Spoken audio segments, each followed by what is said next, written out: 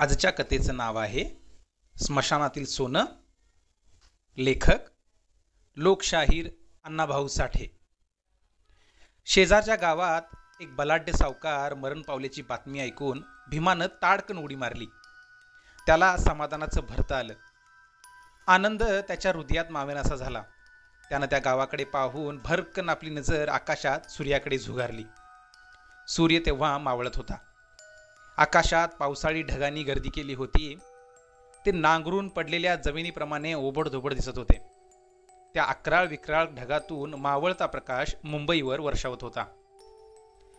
वारा मंद वाहत होता. त्यामुळे ते घनदाट जंगल करकरत होतं आणि त्या जंगलात बसलेली ती 50 झोपडी भेदरलेली होती.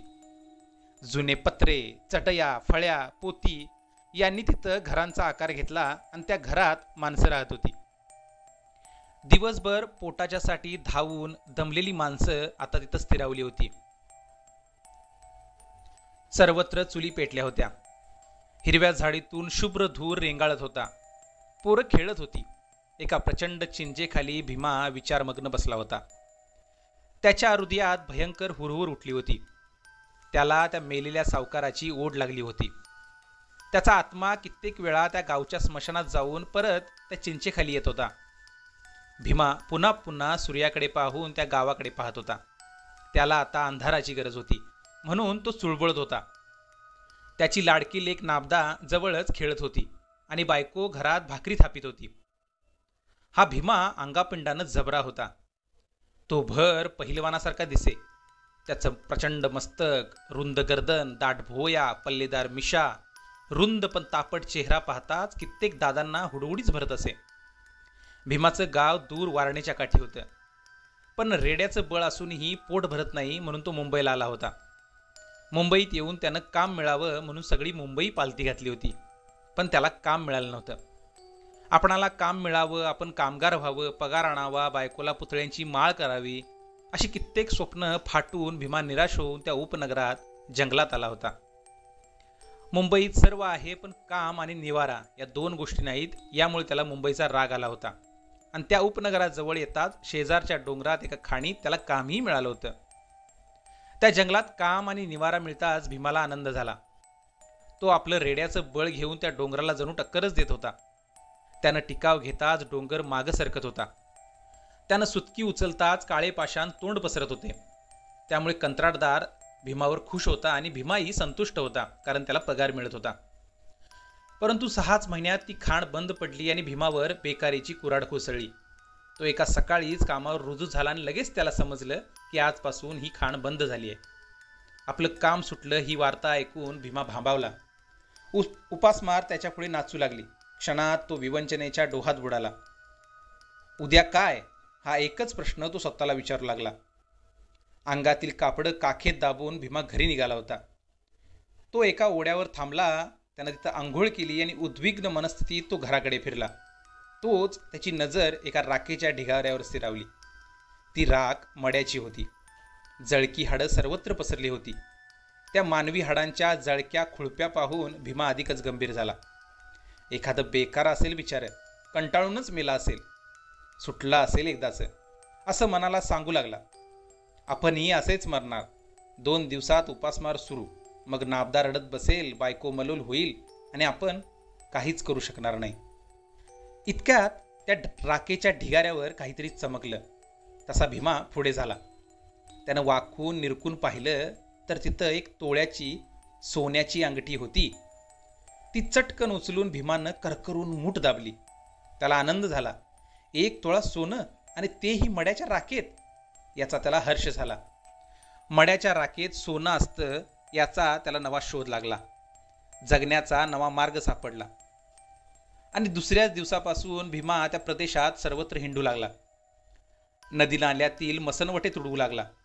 प्रेताची राख जमवून तो चाळणीनं चाळू लागला आणि रोज त्या राखेतून सोन्याचे कण काढू लागला. बाळी, मुदी, नथ, पुतळी, वाळा असे काही ना काही घेऊन रोज येऊ लागला. भीमाचा हा नवा उद्योग जोरात सुरू होता. तो निर्भय होऊन राख चाळीत होता. अग्नीच्या दाबानं प्रेताच्या अंगावरचं सोनं वितळून त्याच्या हाडात जातं याचा त्यानं ठाव घेतला. जळकी हाडं वेचून तो त्यातून सोन्याचे कण काढी. कवट्या फोडी मनगट कुटी पण सोनं मिळवी. संध्याकाळी तो कुर्ल्याला जाऊन ते सोनं विकून रोख रक्कम मोजून घेई आणि घरी येतेवेळी नाबदासाठी खजूर घेई. त्याचा तो धंदा अखंड चालला होता. भीमा प्रेताची राख चाळून जगत होता. त्यामुळे जगणं आणि मरणं यातील अंतरच त्याला कळण्याचं झालेलं. ज्याच्या राखेत सोनं असेल ती राख श्रीमंताची आणि सोनं नसेल ती राख गरिबाची, अशी त्याची ठाम समजूत झाली होती. मरावं तर श्रीमंतानं, जगावं तर श्रीमंतानं, गरिबानं मरू नये असा त्याचा दावा होता. अवमानित पामराला जगण्याचा आणि मरण्याचा मुळीच अधिकार नाही असं तो शेजाऱ्यांना दरडावून सांगत होता. जो मरते समयी तोळाभर सोनं दाढेत घेऊन मरतो तो भाग्यवान, असं त्याचं मत होतं. बेकारीच्या उग्रतेनं त्याला आणखीनच उग्र केलं होतं. तो रात्रंदिवस मसनवटी धुंडाळीत. मड हे त्याच्या जीवनाचं साधन झालं होतं. त्याचं जीवन मड्याशी एकरूप झालं होतं. त्याच दरम्यान त्या भागात अनेक चमत्कार घडत होते. उरलेली मडी बाहेर येऊन पडत होती. एका सावकाराच्या तरुण सुनेचं प्रेत स्मशानातून नदीवर येऊन पडलं होतं आणि त्या प्रकारामुळे कित्येक लोक भयभीत झाले होते. कुणीतरी प्रेत उकरून काढीत असावा असा संशय येऊन पोलीस खातं पाळतीवर होतं. पण मड्यावर पाळत करणं तितकं सोपं नसतं. सूर्य मावळला, सर्वत्र अंधार पसरला. भीमाच्या बायकोनं भीमाला जेवण वाढलं. तेव्हा तो गंभीर होऊन जेवू लागला. आज हा कुठंतरी जाणार हे लक्षात येऊन ती हळूच म्हणाली, आज कुठं जाणार वाटतं? मला वाटतं हे काम नको आम्हाला. कुठंतरी दुसरं काम करा. मड्याची राख, सोनं, संसार हे सारंच विपरीत आहे. लोक नावं ठेवतायत. तू बोलू नको. तिचं बोलणं ऐकून भीमाचं मन दुखावलं. तो चिडक्या स्वरात म्हणाला, मी काहीही करीन, त्यांचं काय जातं? माझी चूल बंद झाल्यावर कोण पेटवणार आहे का? तसं नव्हे. नवऱ्याचा तो उग्र चेहरा पाहून ती हळूच म्हणाली, भूतासारखं हे हिंडणं चांगलं नाही. मला भीती वाटते म्हणून म्हणते. मसनवट्यात भूतं असतात असं तुला कोणी सांगितलं ग? अगं, ही मुंबई एक भूतांचा बाजार आहे. खरी भूतं घरात राहतात आणि मेलेली त्या मसनवट्यात कुसतात. भूतांची पैदास गावात होते, रानात नाही. भीमा यावर म्हणाला. त्याचं हे बोलणं ऐकून ती गप्प झाली आणि भीमानं निघण्याची तयारी केली. तो गुरकून म्हणाला, मुंबई चाळून मला काम मिळालं नाही, पण मड्याची राख चाळून सोनं मिळालं. डोंगर फोडला तेव्हा 2 रुपये दिले मला, पण आता ती राख मला 10 रुपयेही देते. असं म्हणून तो घराबाहेर पडला. तेव्हा बरीच रात्र झाली होती. सर्वत्र निशब्द शांतता नांदत होती आणि भीमा निघाला होता. भीमा अंधारातून निघाला होता. त्यानं डोकीला टापर बांधली होती, वर पोत्याची खोळ घेतली होती आणि कंबर बांधलेली. काखेत एक अणीदार पहार घेऊन तो ढेंगा टाकीत होता. त्याच्या सभोवती घोर अंधार थैमान घालीत होता. त्याला कसलीही भीती वाटत नव्हती. सकाळी लुगडं, एक परकर पोलका, खजूर एवढाच विचार करत होता तो. आज तो बिथरला होता. वातावरण घुमत होतं, क्षणोक्षणी गंभीर होत होतं. मध्येच एखादं कोल्ह्याचं टोळकं हुकी देऊन पळत होतं. एखादा साप सळसळत वाट सोडून जात होता. दूर कुठंतरी घुबड घुतकार करून भेसूरतेत भर घालत होतं. त्या निर्जन जंगलात सर्वत्र ओसाड दिसत होतं. कानोसा घेत भीमा गावाच्या जवळ आला. त्यानं खाली बसून दूर पाहिलं. गावात सामसूम झाली होती. अधूनमधून कोणीतरी खाकरत होतं. एखादा दिवा डोळे मिचकावित होता. परिस्थिती अनुकूल आहे असं पाहून भीमाला आनंद झाला आणि तो चटकन स्मशानात शिरून त्या आजच्या सावकाराची नवी गोर शोधू लागला. फुटकी गाडगी, मोडक्या किरड्या असं बाजूला सारीत या गोरीवरून त्या गोरीवर उड्या मारीत निघाला. प्रत्येक ढेपानिशी जाऊन कडी ओढून पाहू लागला. एका रांगेनं तो नीर काढीत निघाला होता. आकाशात ढगांनी गर्दी केली होती, त्यामुळे अंधार अधिकच काळा झाला होता.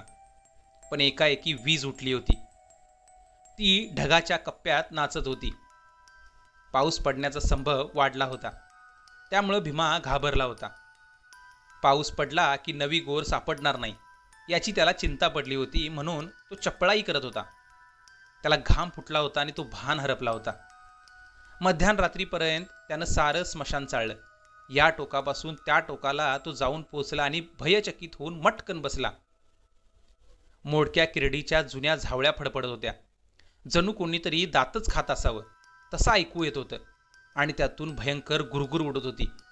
कोणीतरी गुरगुरत होतं, मुसमुसत होतं आणि माती उकरीत होतं.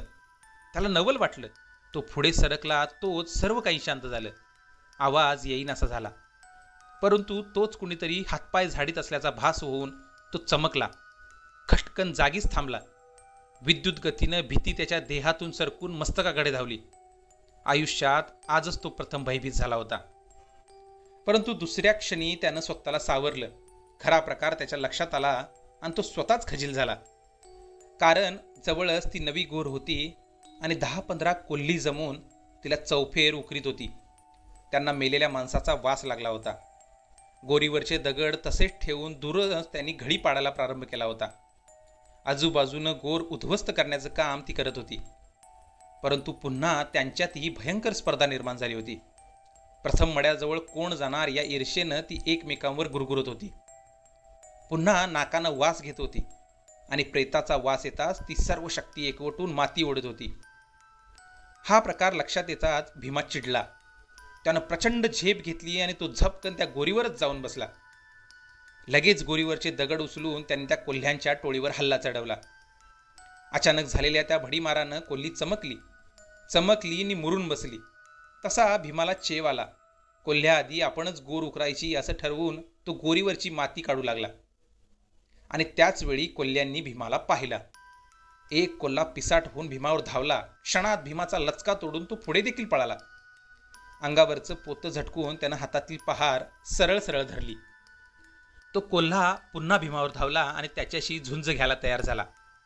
कोल्हा पुढे येताच त्यानं धनकन दणका दिला. झपाट्यानं कोल्हा गारद झाला. बाजूला पडून त्यानं पाय खोडून प्राण सोडला आणि रणधुमाळी सुरू झाली. पुन्हा भीमा गोर उकरू लागला आणि मग सर्व कोल्ही त्याच्यावर तुटून पडली. भयंकर युद्धाला प्रारंभ झाला होता. भीमानं निम्मी गोर उकरून अर्धे मडे उघडे केले होते. पण कोल्ह्यांच्या हल्ल्यापुढे तो भांबावून गेला आणि हातात पहार घेऊन त्यानेही प्रतिहल्ला सुरुवात केली होती. चारी बाजूने कोल्ही त्याच्यावर धावत होती आणि जिकडून कोल्ही येईल तिकडे तो दणका मारत होता. कोल्हे तिरपडून पडत होते आणि अचानक लचका तोडून पडत होते. गावाच्या शेजारी ते अभूतपूर्व युद्ध पेटलं होतं. कुंतीपुत्र भीमाचं नाव धारण करणारा तो आधुनिक भीम कोल्ह्यांशी लढत होता. उद्याच्या अन्नासाठी, मढ्यासाठी आपली सर्व शक्ती पणाला लावून तो लढत होता. पशु आणि मानव याचं मृतदेहासाठी दारुण रण पेटलं होतं. सारी सृष्टी निद्रा घेत होती. मुंबई विश्रांती घेत होती. तो गाव निश्चित पडला होता आणि त्या स्मशानात सोन्यासाठी आणि मड्यासाठी झटापटीला जोर चढला होता. भीमा प्रहार करून कोल्ह्यांना पाडीत होता. कोल्ही त्याचा मार चुकून त्याचा लचका तोडीत होती आणि त्याच्या मारानं घायाळ होऊन किंचाळत होती. भीमा लचका तुटताच विवळत होता, शिव्या देत होता. शिव्या, मार, गुरगुरणं, किंचाळणं यामुळे ते स्मशान थरथरलं होतं. कितीतरी उशिरानं कोल्ह्यांचा हल्ला थांबला. अंधारात दबा धरून ती सर्व कोल्ही विश्रांती घेऊ लागली आणि तो अवसर मिळताच भीमानं त्या गोरीतील ते प्रेत काढून मोकळं केलं. तोंडावरचा घाम पुसून टाकला आणि तो त्या गोरीतच उतरला. तोच पुन्हा कोल्ही तुटून पडली आणि पुन्हा हाणामारीला सुरुवात झाली. परंतु भीमाच्या प्रचंड शक्तीपुढे अखेर कोल्ही पराभूत झाली. त्यांनी आपला पराजय कबूल केला आणि लगेच भीमानं त्या प्रेताच्या काखेत हात घालून जोरानं ते प्रेत उपसून वर काढलं. मग काडी ओढून प्रेताची पाहणी केली. दडदडीत ताटलेलं मडं त्याच्या पुढं त्या गोरीत उभं होतं. त्यानं चपळाई करून त्या प्रेताचा हात चाचपून पाहिला. एक अंगठी सापडली. कानात मुदी होतीच, ती भीमानं ओरबाडून काढली. नंतर त्याला आठवण झाली की प्रेताच्या तोंडात नक्की सोनं असणार. त्यानं त्याच्या तोंडात बोटं घातली, पण प्रेताची दातकीळ घट्ट बसली होती. क्षणात त्याने आपली प्रहार प्रेताच्या जबड्यात घालून त्याची बचाळी उचकटली. एका बाजूनं ती पहार जबड्यात घालून दुसऱ्या बाजूनं त्यानं आपली बोटं त्या प्रेताच्या तोंडात घातली होती आणि त्याच वेळी दबा धरून बसलेल्या कोल्ह्यांनी कोल्हेकोई केली. सर्वांनी हुकी देऊन पळ काढला, पण त्यांच्या ओरडीनं गावातली कुत्री जागी झाली आणि कुत्र्यांनी गाव जागा केला. अरे कोल्ह्यांनी प्रेत खाल्लं, चला, असं कुणीतरी ओरडलं आणि ते ऐकून भीमा घाबरला. त्यानं प्रेताच्या तोंडातून एक अंगठी काढून खिशात टाकली आणि घाईघाईनं पुन्हा डाव्या हाताची बोटं प्रेताच्या दाढेत घालून सर्व कोपरे चाचवून पाहिले आणि बोट काढून नंतर पहार काढण्याऐवजी प्रथम त्यानं पहारच काढली. घटकन त्याची 2 बोटं प्रेताच्या दातात अडकीत त्यात सुपारी सापडावी तशी सापडली. भयंकर कळ त्याच्या अंगात वळवळली. आणि त्याचवेळी गावाकडून कंदील घेऊन माणसं येत असलेली दिसली. तसा भीमा भयभीत झाला. त्यानं बोटं काढण्याची शिकस्त केली. त्याला प्रेताचा राग आला. त्याच्याकडे येणारी माणसं पाहून तो अधिकच चिडला. त्यानं हातातील लोखंड प्रेताच्या टाळूवर जोरात मारलं आणि त्या दणक्यानं त्याची बोटं अधिकच अडकली. प्रेताचे दात बोटात रुतले. त्याच्या अंगात मुंग्या उठल्या. हेच खरं भूत, हे आपणाला पकडून देणार. लोक येऊन प्रेतासाठी मला ठार करतील, नाहीतर मार मार मारून पोलिसांच्या हवाली करतील, असं वाटून भीमा अगतिक झाला. वैतागला, निर्भान झाला. सर्व शक्ती एकवटून तो प्रेतावर पहार करू लागला. भडव्या, सोड मला, तो जोरानं ओरडला. गावकरी जवळ येत होते. भीमा अडकला होता. मग त्यानं विचार केला आणि नंतर पहार त्या प्रेताच्या जबड्यात घातली आणि मग हळूच बोटं ओढून काढली. तेव्हा ती कातरली गेली होती. फक्त चामडीला चिकटून लोंबत होती. ती तशीच मुठीत घेऊन त्यानं पळ काढला. भयंकर कळ अंगात घेऊन तो पळत होता. तो घरी आला तेव्हा त्याला भयंकर ताप भरला होता. त्याची स्थिती पाहून घरात रडारड सुरू झाली. त्याच दिवशी डॉक्टरनं भीमाची 2 बोटं कापून काढली आणि दुसऱ्याच दिवशी खाणीचं काम पुन्हा सुरू झाल्याची बातमी आली. ती ऐकून हत्तीसारखा भीमा लहान मुलांप्रमाणे रडू लागला. कारण डोंगर फोडणारी ती 2 बोटं स्मशानातील सोन्यासाठी भीमा गमावून बसला होता. धन्यवाद.